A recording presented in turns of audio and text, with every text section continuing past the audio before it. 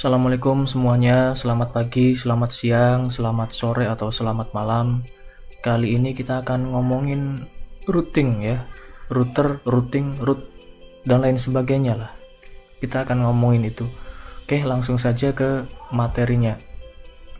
Ini ada di mapel administrasi infrastruktur jaringan.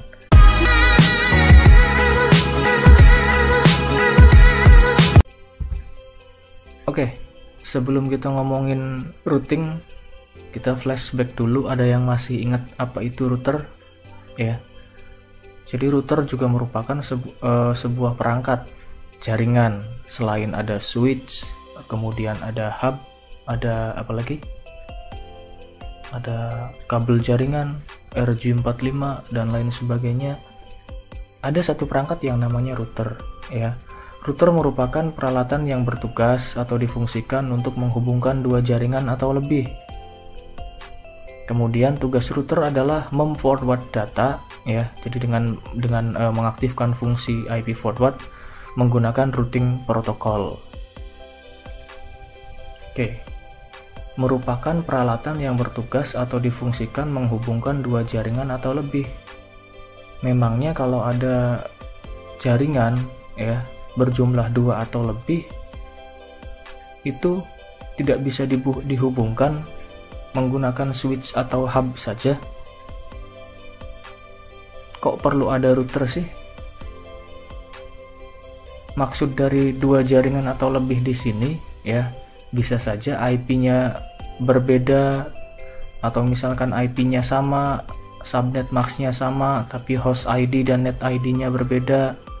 Tentu saja itu tidak cukup menggunakan switch atau hub saja. Kita perlu perangkat tambahan, yaitu router, ya. Oke, kita lanjut aja. Nah, konsepnya seperti ini, konsep routing. Routing adalah suatu proses meroutkan paket data dari network satu ke network lain dengan menggunakan router. Mirip sama fungsi kurir kalau di jasa ekspedisi sih, ya. Biasanya kalau kalian suka belanja online gitu ya, itu dari misalkan beli paket dari Bandung misalkan, itu kemudian diantar ke rumah kalian, tujuannya itu nggak langsung dari Bandung ke rumah kalian kan, tentu harus melewati checkpoint, misal dari Bandung ke dari si penjual ke agen dulu, ya, agen ekspedisinya, kemudian dari agen ekspedisinya ke gudang pusatnya dan lain sebagainya. Tentu ada beberapa checkpoint yang harus dilewati, ya. Ada beberapa kota yang harus dilewati, nggak langsung dari Bandung dari si penjual langsung ke rumah kalian kan, nggak seperti itu. Nah, kurang lebih konsep dari routing ya seperti itu, ya, untuk meneruskan paket data dari network satu ke network yang lain dengan menggunakan router. Nah, di situ nanti di dalamnya ada proses, ya. Yang penting kita pahami dulu bahwa konsep routing adalah suatu proses meroutkan paket data dari network satu ke network lain, ya, menggunakan router, atau meneruskan paket data dari network satu ke network yang lain. Itu adalah konsep routing. Kemudian jenis-jenis router, ya, jenis router itu dibagi dua, ada dedicated router sama PC router. Kalau dedicated router itu ya sudah jelas, ya, jadi yang merupakan router dibuat dari awalnya juga sebagai router, ya. Misalkan ini produknya dari Linksys atau misalkan dari Cisco dan lain sebagainya, itu banyak sekali bertebaran di pasaran. Kemudian yang kedua adalah PC router. Kalau PC router ini sebenarnya komputer, ya, komputer desktop yang difungsikan sebagai router gitu. Tentunya syaratnya sebuah PC bisa difungsikan sebagai router diantaranya, ya, itu adalah harus memiliki minimal dua buah network card atau NIC, ya, atau kartu jaringan. Itu pasti kalian tahu lah apa itu NIC, ya. Kalau lupa ya buka lagi materi-materi sebelumnya. Kemudian contoh nih, ada sebuah jaringan, ya, A, B, C. Ini sebuah jaringan, ada komputer A, komputer B, dan komputer C.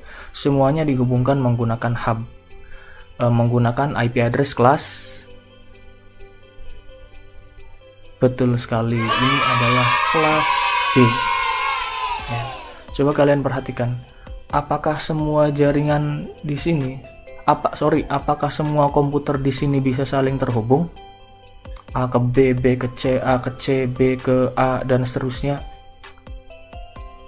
Ya, coba diperhatikan.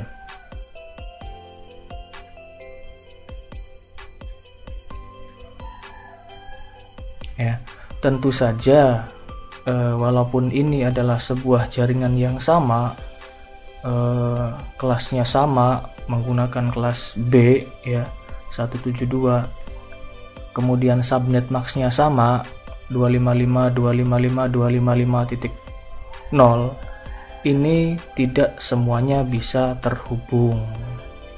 Coba ada yang tahu kenapa?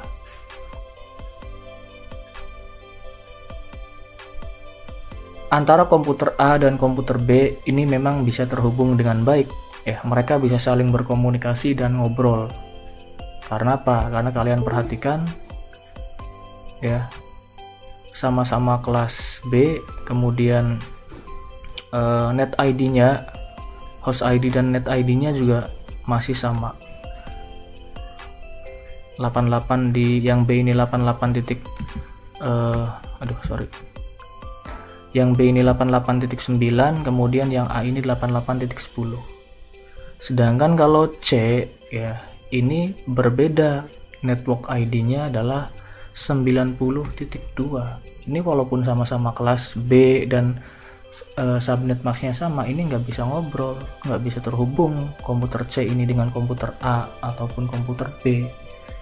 Tidak cukup dengan perangkat menggunakan hub atau switch saja, gitu ya. Penjelasan lebih jelasnya mungkin di sini. Nah, dari ketiga host pada gambar tadi, host A dan B bisa langsung berkomunikasi, sedangkan C tidak dapat melakukan komunikasi baik dengan A ataupun B, walaupun ketiganya memiliki subnet max yang sama. Kenapa? Ya tadi sudah dijelaskan, karena C memiliki net ID yang berbeda dengan A dan B. Kemudian tadi ya, alasannya adalah network ID-nya berbeda. Nah, gimana sih caranya agar komputer C tadi dapat berkomunikasi dengan dua host yang lain ya, yaitu A dan B? Maka kita perlu menggunakan router ya. Kita perlu menggunakan router yang telah dilengkapi dengan protokol routing atau routing protokol. Kita balik lagi. Nah, ini gambarnya. Komputer A dan B sudah bisa terhubung dengan baik. Nah, komputer C ini tidak bisa karena tadi sudah jelas ya, karena dia memiliki net ID yang berbeda 90.2, sedangkan yang lainnya 88.9 dan 88.10. Nah, agar C bisa ngobrol dengan A dan B, ataupun dibalik agar A dan B bisa saling ngobrol dengan C juga, maka kita perlu perangkat tambahan yang namanya router. Nanti di sini kita tambahkan router ya, tambahkan router yang sudah dilengkapi dengan routing protokol. Baru ketiganya bisa saling ngobrol satu sama lain. Seperti itu ya. Nah, ini contohnya.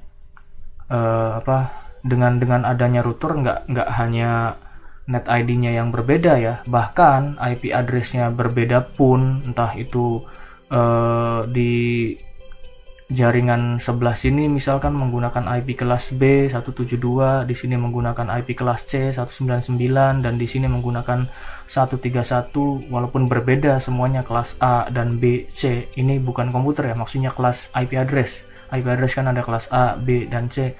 Itu walaupun semuanya berbeda, dengan adanya router yang kita semuanya bisa saling ngobrol. Ya, tentunya sudah dilengkapi dengan protokol routing atau routing protokol. Dan harus ada yang dikonfigurasi seperti itu. Nah, ya gambarannya kurang lebih seperti ini ya. Network A, A5, A4, A3, A2, A1 semuanya terhubung dengan router, semuanya terhubung ke router menggunakan satu menggunakan satu pintu atau melewati satu pintu. Contohnya di sini ya, melewati port ini A1, kita anggap port A1 di sini. Jadi network A itu memiliki, misalkan network A di sini jaringan A memiliki 4 buah komputer, yaitu A2, A3, A4, A5.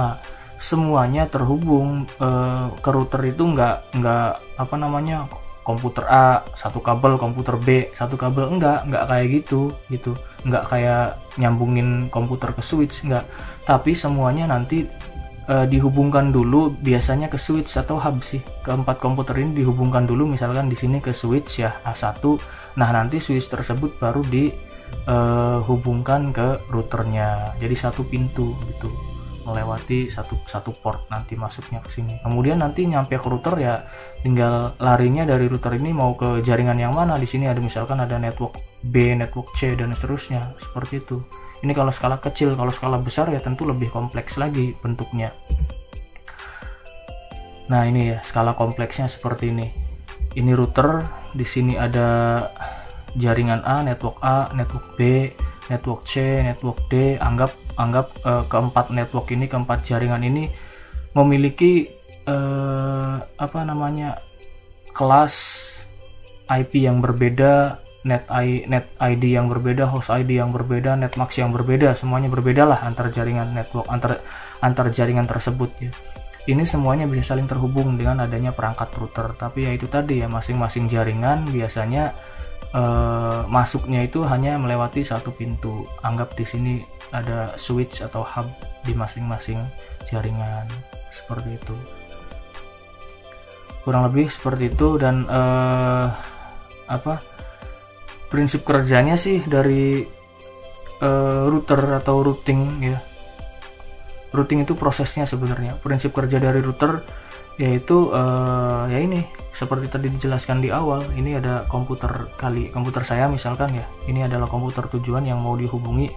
Misalkan ada saya di kota A dan ini di kota B. Tentu dari komputer saya ke komputer yang hendak saya hubungi itu nggak langsung dari sini ke sini kan, nggak langsung lurus dari sini ke sini langsung menuju ke komputer tujuan, nggak, tapi harus melewati berbagai macam jaringan yang ada di luar sana ya.